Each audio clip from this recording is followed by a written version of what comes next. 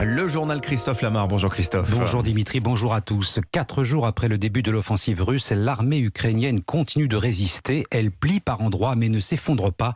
Dans le sud du pays, l'armée russe progresse dans 2 directions, vers Kherson à l'ouest et vers la cité côtière de Mariupol à l'est. Autre point stratégique, Kiev. La ville est menacée d'encerclement mais elle tient le choc. On vous retrouve sur place, François Delabarre.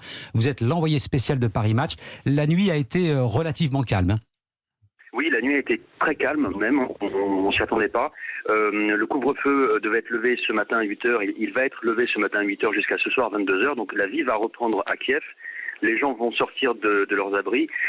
Hier soir, les rumeurs d'encerclement ont effrayé beaucoup de monde. Le maire de Kiev, Vitaly Klitschko, a annoncé, a happé, puis ensuite démenti cette information qui n'est donc qu'une rumeur. Mais on sent bien la stratégie de Poutine qui veut assiéger cette ville et que la ville de Kiev devienne l'otage des négociations. Donc jusque-là, les combats sont concentrés dans le nord. L'armée, les comités de défense, les milices, la police sont rassemblés.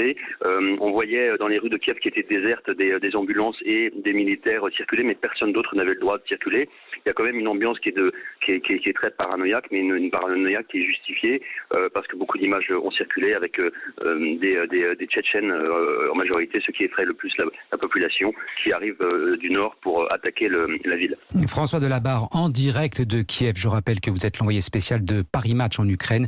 Des combats intenses ont lieu à Kharkiv, la 2e ville du pays, située tout près de la frontière russe, et elle serait toujours aux mains des Ukrainiens. La situation militaire est extrêmement floue. Les Russes sont-ils en pause opérationnelle autour de Kiev? Vladimir Poutine avait promis aux Russes de prendre la capitale Kiev vendredi matin. Il est en retard sur son programme. Ces combats, en tout cas, poussent les civils à l'exode. Plus de 360 000 tentent de fuir l'Ukraine actuellement, la plupart vers la frontière polonaise où il neige ce matin. Les bombardements auraient fait 200 tués parmi les civils selon les autorités ukrainiennes. Dans ces conditions, une seule solution, se terrer ou partir.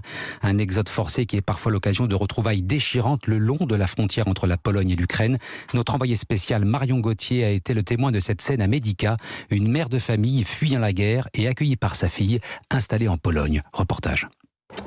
Ils s'étreignent en silence, leurs lèvres tremblent. Oksana retrouve sa mère, ses enfants, ses neveux dans une foule de regards hagards et d'épaules lasses, près de monticules de vêtements et de la fumée des soupes préparées par les bénévoles. Moi je vais bien maintenant, mais les enfants ont parcouru 32 km à pied jusqu'à la frontière. Ils ont l'air épuisés, ils ont mal aux pieds. Il y a tant de monde, ce n'est pas possible, répète sa mère, Anna. Elle secoue sa tête entourée d'un fichu, des larmes coulent dans ses rides creusées. Elle tient contre son cœur un petit trieur abîmé, dans sa main un sachet plastique prêt à craquer. Il fallait fuir tout de suite, parce qu'il y a un site militaire près de chez nous. C'est mon seul trésor. Les documents de la maison, quelques papiers, c'est tout. Tout ce qui me reste. J'ai 64 ans, il ne me reste que ça comme patrimoine. On se sent blessé, il n'y a pas de place pour la joie dans cette situation. Retrouvés sains et saufs, mais loin de leur terre, et un frère resté en Ukraine pour qui s'inquiéter encore. Médica, Marion Gauthier. Europe 1. L'Union européenne et la plupart des pays européens ont décidé de fermer leur espace aérien avec Moscou. La France demande par ailleurs à ses ressortissants de quitter la Russie et la Biélorussie sans tarder. Emmanuel Macron réunira un conseil de défense ce matin à 11h à l'Elysée. Et je vous rappelle que Clément Beaune, le secrétaire d'État aux affaires européennes, sera à 8h13 l'invité de Sonia Mabrouk. L'Europe ne se laisse pas intimider par Vladimir Poutine. Elle met en place un nouveau train d'aide et de sanctions. Moscou joue la carte de la dissuasion nucléaire. Vladimir Poutine annonce mettre en alerte sa force de dissuasion. Eh bien, Bruxelles répond et ne se laisse pas impressionner. Les 27 vont débloquer 450 millions d'euros pour armer les Ukrainiens. Certains pays membres ont également prévu de livrer des avions de combat. La présidente de la Commission, Ursula von der Leyen, parle d'un moment décisif. Pour la première fois, l'Union européenne va financer l'achat et la livraison d'armes et d'autres équipements à un pays attaqué. C'est un moment décisif. Nous proposons une interdiction de tous les avions appartenant à des Russes, enregistrés en Russie ou contrôlés par des Russes. Ces avions ne pourront plus atterrir, décoller ou survoler le territoire de l'Union européenne. Deuxièmement, dans une autre mesure sans précédent, nous allons interdire dans l'Union européenne la machine médiatique du Kremlin. Les médias d'État Russia Today et Sputnik, ainsi que leurs filiales, ne pourront plus diffuser leurs mensonges pour justifier la guerre de Poutine et semer la division dans notre Union.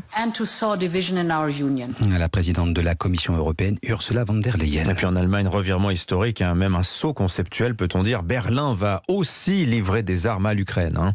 Oui, 1400 lance-roquettes anti-chars, 500 missiles sol-air et des obusiers. Le gouvernement d'Olaf Scholz décide par ailleurs de réarmer le pays. 100 milliards d'euros de crédits affectés à la défense et un effort budgétaire qui représentera à l'avenir 2% de son PIB. La communauté internationale se mobilise pour dénoncer l'agression russe. Alors, à une exception notable tout de même, celle de la Chine, plutôt très prudente depuis le début de cette crise. Une nouvelle Assemblée générale des Nations Unies aujourd'hui et entretien entre le président américain Joe Biden et ses alliés. Conférence téléphonique pour apporter une réponse coordonnée à Moscou. Une grande puissance se tient en effet soigneusement à l'écart, c'est la Chine. Et ce n'est pas sans raison. Sébastien Lebelzik, correspondant d'Europe 1 à Pékin. Pékin reste sur sa diplomatie du ni-ni, ni condamnation, ni soutien formel. La Chine dit comprendre la Russie et s'est contentée d'appeler au dialogue après l'intervention militaire russe en Ukraine. La Chine s'oppose à des sanctions internationales et refuse même de parler d'invasion de l'Ukraine. Le mot est d'ailleurs banni des médias d'État chinois. Écoutez Hua Chuning, porte-parole de la diplomatie chinoise. C'est typique pour les médias européens et américains de poser des questions en utilisant le mot invasion sur la base d'idées préconçues. La Chine suit de près l'évolution de la situation et nous appelons toutes les parties à faire preuve de retenue pour éviter que la situation ne dégénère. Derrière ce soutien de façade, la position chinoise est plus ambiguë. Pékin a des intérêts économiques importants, aussi bien en Russie qu'en Ukraine, et redoute que ses entreprises et ses banques souffrent elles aussi par ricochet des sanctions internationales. La Chine veut promouvoir la paix, mais à sa façon, explique un diplomate chinois qui fait porter la responsabilité de la crise sur les États-Unis. Pékin, Sébastien Lebelzik, Europe 1. Allez, retour en France, la guerre est en Europe, mais la vie continue quand même, le salon de l'agriculture. Une bonne nouvelle, les haies sont de retour dans nos campagnes. Et la mécanisation et l'automatisation des récoltes avaient eu raison d'elle. Les haies, autrement appelées bocage normand, ces talus avec de grands arbres permettent de délimiter les parcelles agricoles. Ils refont leur apparition dans nos campagnes. Et en Normandie, Fabrice Boin est un éleveur qui ne jure que par ce bocage. Reportage, Sandrine Prioul.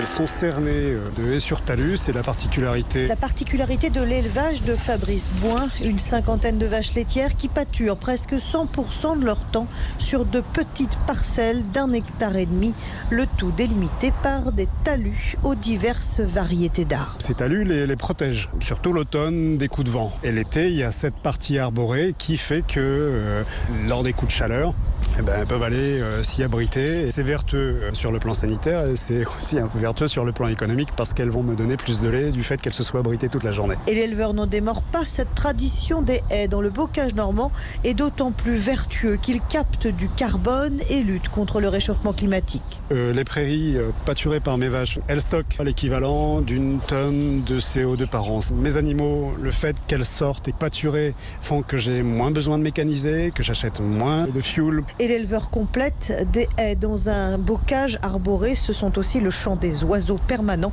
et donc le meilleur moyen de sauver la biodiversité.